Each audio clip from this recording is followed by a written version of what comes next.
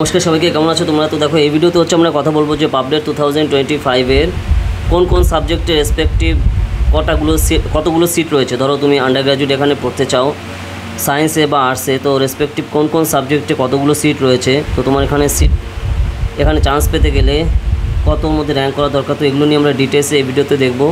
যেটা ধরো তোমরা যারা 2025-এ এক্সাম দিচ্ছ এখানে প্রেসিডেন্সি ইউনিভার্সিটি কলকাতাতে, তোমার জন্য খুবই হেল্পফুল হবে এবং সেই জন্য তোমার কিন্তু রিয়েলি স্মার্টভাবে তোমার কিন্তু সেই হিসাবে প্রিপারেশন করা দরকার।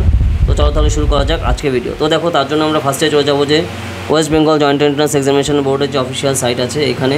তো এখানে তুমি ইনফরমেশন বুলেটিন পেয়ে যাবে পাবডেট 2025-এ, সেটা ক্লিক করলে এই পার্টটা আসবে। তো এখানে বেস নাম্বার 12তে তুমি কিন্তু এই ডিটেলটা পেয়ে যাবে। তো যদি আমি স্টেপ বাই স্টেপ দেখিয়ে দিচ্ছি তাহলে তোমাদের সুবিধা হবে। তো ধরো তুমি seat matrix course wise category wise available seat in its follows. তো এখানে কোর্স ওয়াইজ এবং ক্যাটাগরি ওয়াইজ এখানে কিন্তু সিটের লিস্ট দেওয়া রয়েছে। তাহলে সেই হিসাবে তুমি কিন্তু বুঝতে পারবে যে কটা কি সিট রয়েছে এবং কতর মধ্যে তোমার র্যাঙ্ক এখানে করতে হবে যদি তুমি এখানে চান্স পেতে চাও।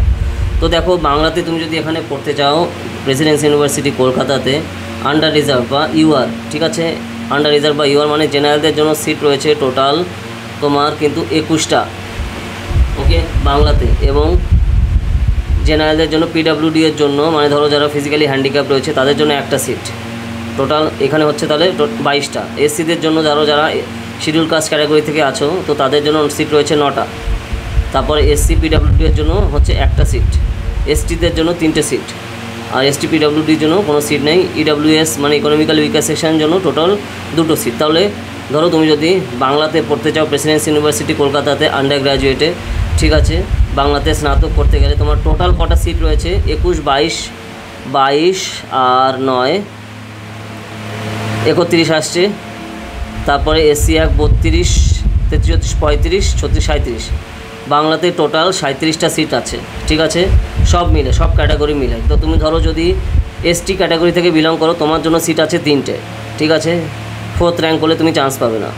এসটিতে র্যাঙ্ক আছে তোমার সিট আছে তোমার 9টা, তোমার যদি ধরো 15 র্যাঙ্ক হয় এসসিদের মধ্যে তুমি চান্স পাবে না। তো সেই হিসাবে তোমার এগুলো কিন্তু খেয়াল রাখা দরকার। আর জেনারেলদের জন্য তোমার সেই হিসাবে আন্ডার রিজার্ভের জন্য 21টা। তো এইভাবে তোমার কিন্তু কাউন্ট করতে হবে।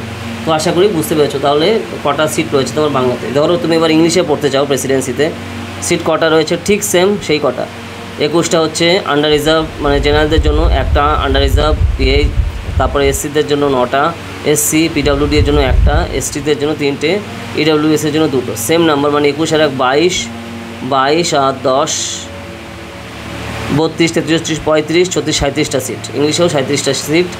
এইবার যদি আমরা দেখি হিন্দিতে কটা সিট, হিন্দিতে তোমার সিট রয়েছে 16টা জেনারেলদের জন্য, আন্ডার রিজার্ভ পিডাব্লিউডির জন্য একটা, এসসিদের জন্য 8টা, এসসি পিডাব্লিউডির জন্য একটা, 2টো হচ্ছে এসটি, ইডাব্লিউএস 3টে। তাহলে 3 আর 2 5 আর 1 6, 6 আর 7, 8 আর 7 15, 29, 31টা সিট আছে হিন্দিতে। হিস্ট্রিতে তুমি যদি পড়তে চাও প্রেসিডেন্সি ইউনিভার্সিটি কলকাতাতে জেনারেলদের জন্য সিট হচ্ছে 25টা, আর তারপরে আন্ডার রিজার্ভদের জন্য তার মানে জেনারেল, তারপর আন্ডার রিজার্ভড পিডাব্লিউডি এর জন্য একটা, এসসিদের জন্য 11টা, এসসি পিডাব্লিউডি একটা, এসটি 3টে, আর ইডাব্লিউএস 2টো। তাহলে 3 আর 2 5 আর 1 6 আর 1 7, 11 আর 7 18, 18 আর 25, 18 আর 10 28, আর 10 38, 38 39 40 41 42 43, টোটাল 43টা সিট রয়েছে হিস্ট্রিতে। ওকে, তো তোমার সেই হিসাবে কিন্তু তুমি এখানে কাউন্ট করতে পারো 43টা হিস্ট্রিতে সিট। ফিলোসফিতে কটা সিট আছে? 12টা জেনারেলদের জন্য, একটা আন্ডার রিজার্ভ, 5টা এসসি, একটা এসটি, 2টো ইডাব্লিউএস। তাহলে 2 আর 1 3, 5 আর 3 8 আর 1 9, 12 আর 9 22, 21টা, ঠিক আছে। পলিটিক্যাল সায়েন্সে 17টা জেনারেলদের জন্য, একটা হচ্ছে ইউআর পিডাব্লিউডি, 8টা এসসি, একটা এসসি পিডাব্লিউডি, 2টো হচ্ছে এসটি, আর 2টো হচ্ছে তোমার সেই হিসাবে ইডাব্লিউএস ইকোনমিক্যালি উইকার সেকশন। তাহলে টোটাল সিট হচ্ছে কটা পলিটিক্যাল সায়েন্সে? 17, 18, 18, 28, 26, 27, 28, 29, 30, 31টা সিট রয়েছে তোমার পলিটিক্যাল সায়েন্সে, 31টা সিট। সোশিওলজিতে কটা আছে? 18টা হচ্ছে তোমার জেনারেলদের জন্য, একটা ইউআর পিডাব্লিউডি, 7টা এসসি, এসটি হচ্ছে 2টো হচ্ছে ইডাব্লিউএস। তাহলে 2 আর 2 4, 4 আর 1 5, 7 5 12, 12 আর 10 22, 32, 30টা সিট আছে সোশিওলজিতে। পারফর্মিং আর্টে 8টা হচ্ছে তোমার জেনারেল, ইউআরে হচ্ছে একটা, 4টে হচ্ছে এসসিতে, একটা হচ্ছে এসটিতে, একটা হচ্ছে ইডাব্লিউএস। তাহলে 1 2 3 4 আর 3 7 8 7 15 পারফর্মিং আর্টসে টোটাল 15টা সিট রয়েছে। ওকে, তো এইভাবে তোমার কিন্তু এখানে কাউন্ট করতে হবে। ধরো তুমি যদি এখানে কেমিস্ট্রি নিয়ে পড়তে চাও, জেনারেলের জন্য 29টা, ইউআরের জন্য তোমার মানে একটা হচ্ছে তোমার পিএইচ, 13টা হচ্ছে এসসি, একটা এসসি পিএইচ, তারপর হচ্ছে 3টে এসটি, 3টে ইডাব্লিউএস। তাহলে 3 আর 3 6 আর 7, 13 7 20 21, 21 আর 30, 20 30 50টা সিট রয়েছে তোমার কেমিস্ট্রিতে। ঠিক আছে, তো এই হিসাবে তোমার কিন্তু কাউন্ট করতে হবে। ইকোনমিক্সে তোমার যেরকম 29টা, তারপরে রয়েছে একটা পিএইচ, 13টা এসসি, 3টে এসটি, 3টে ইডাব্লিউএস। তাহলে 29 30 40 43 44 45 46 47 50টা সিট রয়েছে ইকোনমিক্সে। জিওগ্রাফিতে রয়েছে 15 16 16 আর 7 16 17 18 19 20 21 22 23 24 25 26 27টা সিট রয়েছে জিওগ্রাফিতে। জিওলজিতে রয়েছে 17 18 18 28, তাহলে 26 27 28 29 30টা সিট রয়েছে জিওলজিতে। লাইফ সায়েন্সে তোমার এখানে অনেকগুলো সিট রয়েছে। জেনারেলদের জন্য 63টা, জেনারেল পিএইচের জন্য 3টে, এসসিদের জন্য 28টা, এসসি পিএইচের জন্য একটা, এসটিদের জন্য তোমার 8টা এবং এসটি পিএইচের জন্য একটা, 5টা হচ্ছে ইকোনমিক্যালি উইকার সেকশন।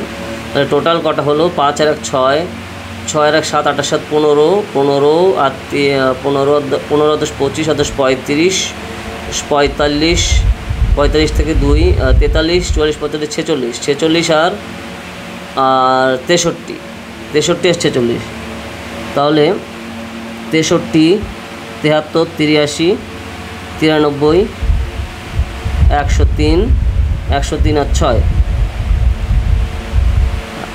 103 4 5 6 7 8 9। ঠিক আছে, 109 পরে 110-এর মতো প্রায় কাছাকাছি রয়েছে, 100-এর উপরে সিট রয়েছে। সব থেকে বেশি তোমার লাইফ সায়েন্সে তোমার গেল 29টা। এবার আসছে জেনারেলে, একটা হচ্ছে পিএইচ, 13টা হচ্ছে এসসি, একটা পিএইচ, 3টে হচ্ছে এসটি। ঠিক আছে, 3টে ইকোনমিক্যাল উইকার সেকশন। তাহলে 3 আর 3 6 আর 7, 13 7 20 আর 21 21 27 31 31 41 51, তাহলে 50টা সিট ম্যাথমেটিক্সে। নেক্সট ফিজিক্সেও সেম 50টা সিট ফিজিক্সেও। স্ট্যাটিস্টিক্সে একটু কম, 15টা জেনারেলদের জন্য, একটা হচ্ছে পিএইচ, তারপর 7টা এসসি, 2টো এসটি, 2টো ইডাব্লিউএস। তাহলে টোটাল হচ্ছে 15 আর 16 16 আর 4 20 23 24 25 26 27টা আছে তোমার স্ট্যাটিস্টিক্সে। তো এই হচ্ছে টোটাল সিট তোমার সেই হিসাবে রয়েছে এই রেসপেক্টিভ সাবজেক্টে আন্ডার গ্র্যাজুয়েটে। মানে তুমি যদি এখানে আন্ডার গ্র্যাজুয়েশন করতে চাও, বিএ বা বিএসসি, তো তোমার হচ্ছে এই হচ্ছে টোটাল সিট। তো তোমার এর মধ্যেই র্যাঙ্ক করতে হবে যদি তুমি এখানে চান্স পেতে চাও। তো আশা করি তোমাদের ক্লিয়ার হয়ে গেছে। আর ধরো এখানে যে রিজার্ভেশন পলিসি রয়েছে তোমার, যেটা গভর্নমেন্ট অফ ওয়েস্ট বেঙ্গলের the reservation policies of the West Bengal state higher education institution reservation in amendment in admission act 2013-এর উপর বেস করে কিন্তু এখানে নেওয়া হয়। আর তারপর 2014-এর পর থেকে হচ্ছে এসসি এসটি পিডাব্লিউডি এর তোমার যে সিস্টেম, তো সেইখানে কিন্তু নতুন টার্মস অ্যান্ড কন্ডিশন এখানে কিন্তু ফোকাস করা হচ্ছে। ওকে, তো এই যে জিনিসগুলো কিন্তু এখানে আমাদের খেয়াল রাখা দরকার।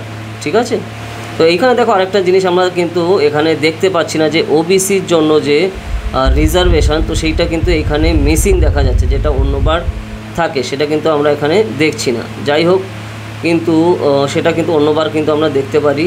তো ওবিসি এ, ওবিসি বি, এই পার্টগুলো কিন্তু আগের বছর ছিল, তো এইটা কিন্তু এবার আমি দেখতে পাচ্ছি না।